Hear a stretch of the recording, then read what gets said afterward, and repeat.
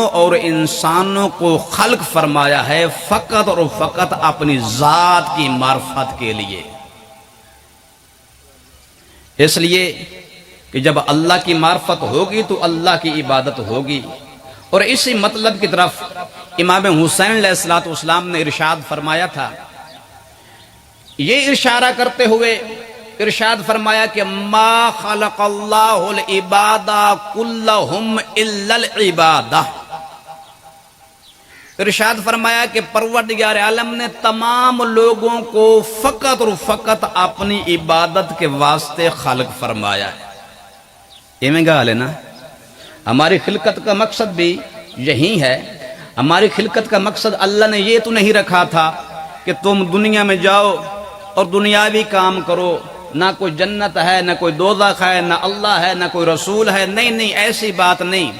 انسان کی ہدایت کے لیے اور اپنی ذات کی پہچان کے لیے پروردگار عالم نے 1,24,000 انبیاء کا اہتمام فرمایا، اور ختم نبوت کے بعد مولا علی سے لے کر امام مہدی علیہ السلام تک ہادی اور رہبروں کا انتظام فرمایا۔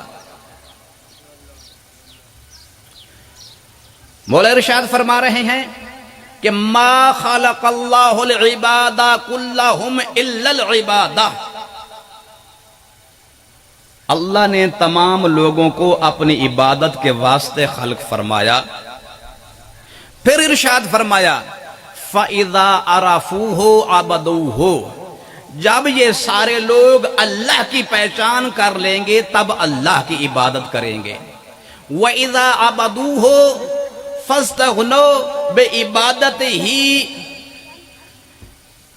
فَاسْتَغْنَوْا مِنْ عِبَادَتِهِ میں عبادت من سوا ہو۔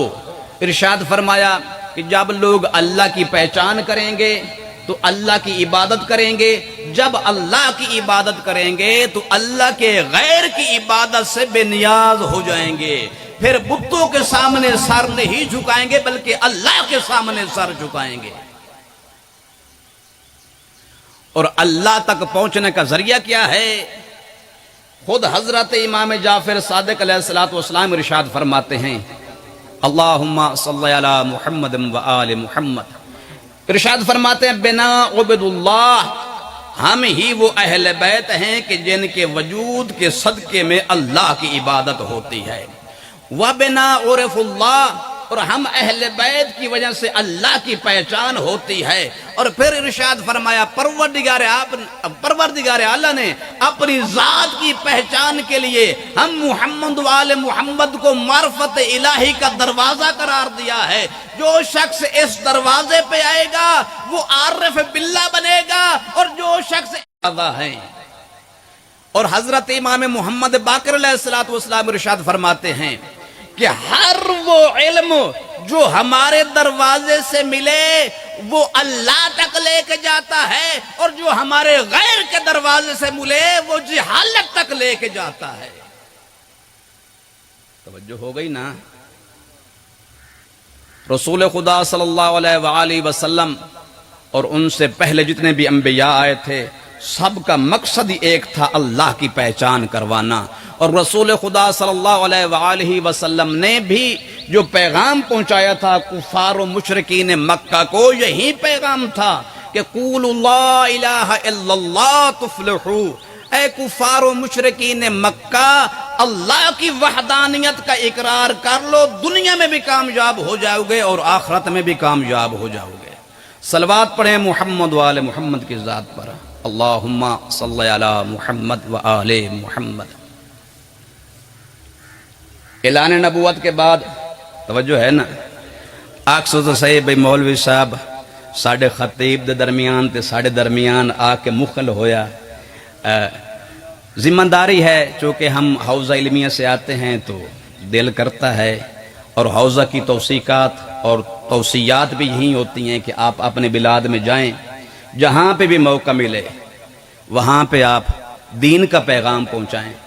تو ہم تو آتے ہیں حوزات علمیہ سے، قم سے، نجف اشرف سے پیغام پہنچانے کے لیے، نہ تو ہم کوئی پیشہ ور خطیب ہیں، نہ ذاکر ہیں، ایک طالب علم کی حیثیت سے حاضر ہوتے ہیں اور بہت شکریہ انتظامیہ کا، ہمارے دوست احباب جو موقع دیتے ہیں، ہر سال ہمیں خدمت کا موقع دیتے ہیں، پروردگار عالم ان کی توفیقات خیر میں اضافہ فرمائے، اور یہ طلاب کے ساتھ محبت اور علماء کے ساتھ ان کی محبت کا اظہار ہے کہ ہم جیسے غریب طلباء کو یہ اس مقام پہ موقع دیتے ہیں، تو پروردگار عالم سے دعا ہے کہ خداوند متعال ان کی توفیقات خیر میں اضافہ فرمائے اور علماء کے ساتھ ان کا لگاؤ، ان کی محبت کو برقرار رکھے۔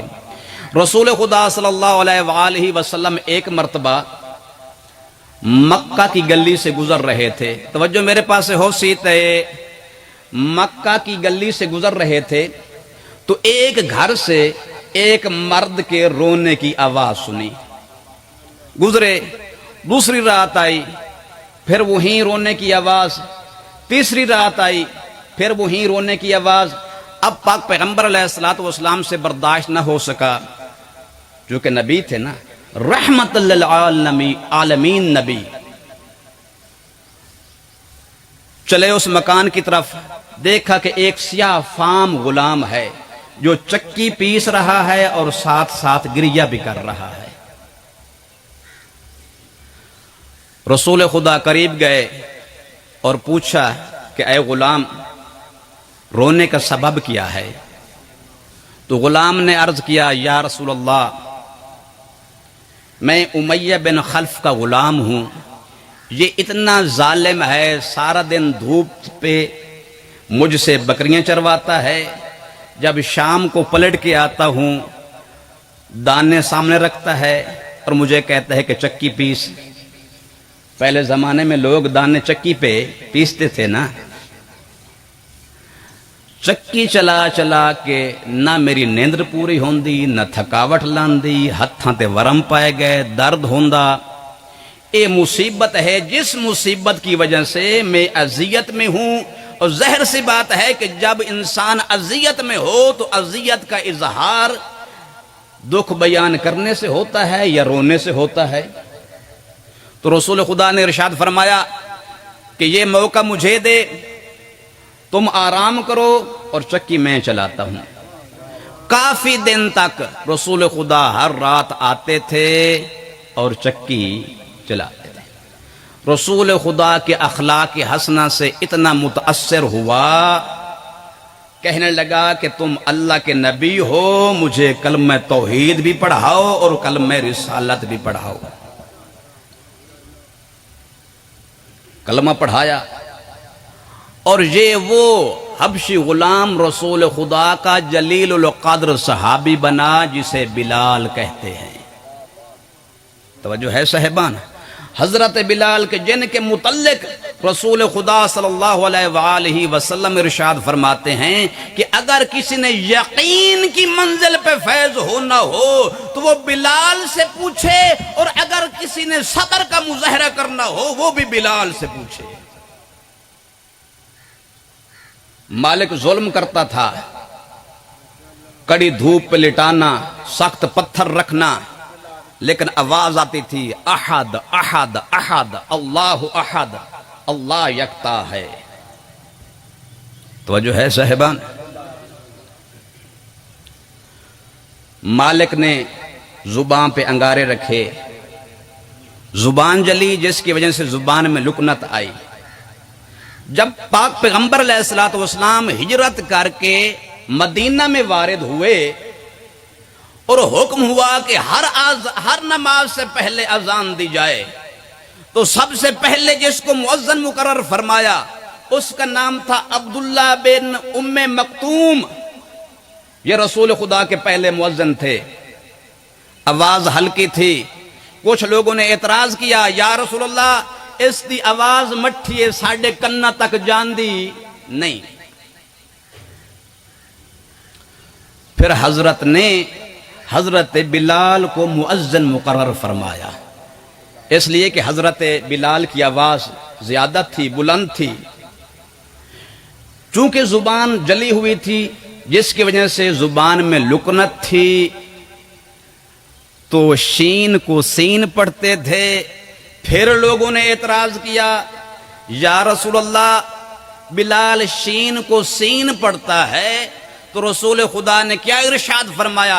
ارشاد فرمایا سین و بلال شین عند اللہ، بلال کی سین اللہ شین شمار کرتا ہے۔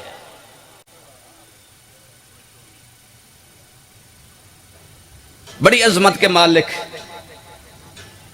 پاک پیغمبر علیہ الصلوۃ والسلام کی وفات کے بعد جو ظلم و ستم کے پہاڑ توڑے گئے اور مظالم کا شکار ہونے والوں میں حضرت بلال بھی تھے۔ روایت کہتی ہے کہ وفات پیغمبر کے بعد اصحاب پیغمبر پہ زمین تنگ کی گئی، اور وہ مخلص اصحاب جنہوں نے مدینہ چھوڑا ان میں حضرت بلال بھی تھے۔ شام چلے گئے۔ روایت کہتی ہے کہ کچھ دن کے بعد دل میں تڑپ محسوس ہوئی کہ میں قبر رسول کی زیارت کروں۔ واپس آتے ہیں تو پتہ چلا کہ بنت پیغمبر کی پسلیاں ٹوٹ چکی ہیں، وہ بستر گیر ہو چکی ہیں۔ عزادارو جناب سیدہ کی تیمارداری کرنے کے بعد، قبر رسول کی زیارت کرنے کے بعد جب واپس جانے لگے نا، تو بی بی نے حکم دیا شہزادوں کو، جاؤ اپنے نانا بلال سے کہو کہ ہماری ماں کہہ رہی ہے کہ میں تمہاری زبان سے اپنے بابا کا نام سننا چاہتی ہوں۔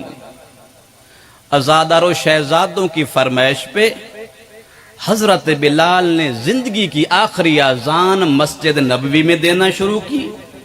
عزادارو روایت کہتی ہے کہ جب حضرت بلال نے اذان دینا شروع کی نا، تو جناب سیدہ بنت پیغمبر نے فضہ سے فرمایا، اے فضہ میرا بستر دروازے کے قریب رکھو تاکہ میں اپنے نانا کے مؤذن کی زبانی اپنے بابا کے مؤذن کی زبانی اپنے بابا کا نام سنوں۔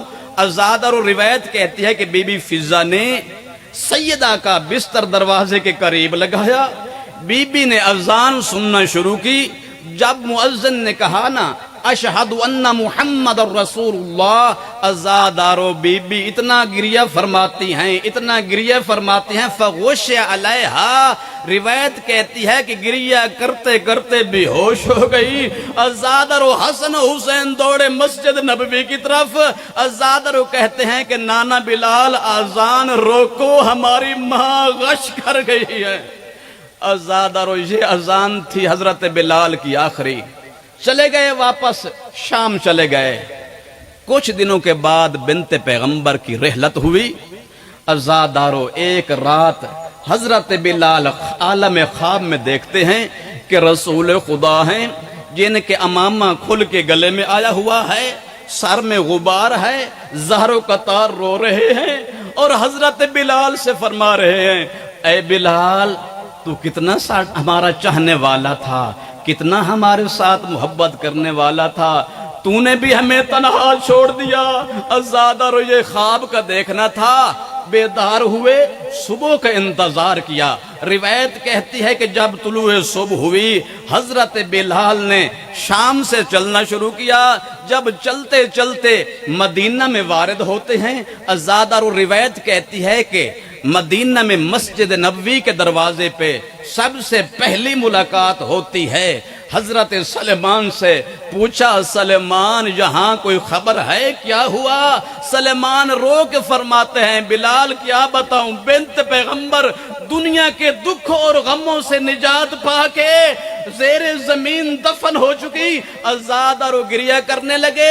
عزادارو روایت کہتی ہے کہ بنت پیغمبر کی شہادت کے بعد مولا علی کا معمول یہ تھا کہ کبھی مسجد نبوی کی طرف نہ جاتے تھے، کبھی گھر سے باہر نہ نکلتے تھے۔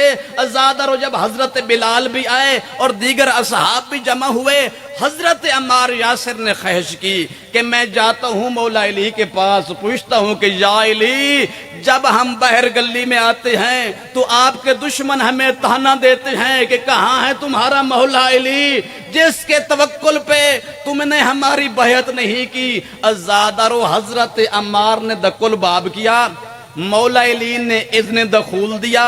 یہ اصحاب مخلصین جب وارد خانہ ہوتے ہیں کیا دیکھتے ہیں کہ دو چھوٹے چھوٹے بچے ہیں، دو چھوٹی چھوٹی بیٹیاں ہیں جن کو حجرے میں جمع کر کے علی مولا زارو قطار رو رہے ہیں۔ ازادر و اصحاب پیغمبر نے علی کو جناب سیدہ کا پرسہ دیا۔ روتے روتے حضرت عمار نے ایک بات پوچھا، اے علی جتنے دکھ بنت پیغمبر پہ آئے ہیں کیا اس کے بعد کسی اور بی بی پہ بھی آئیں گے؟ ازادارو پہلو میں بیٹھی تھی شہزادی زینب عالیہ، اپنی بیٹی کی طرف رخ کر کے کہا، اے عمار اپنی ماں کے دکھوں کے بعد جو دکھ آئیں گے وہ میری بیٹی زینب پہ آئیں گے۔ اللہ لعنت اللہ علی قوم الظالمین۔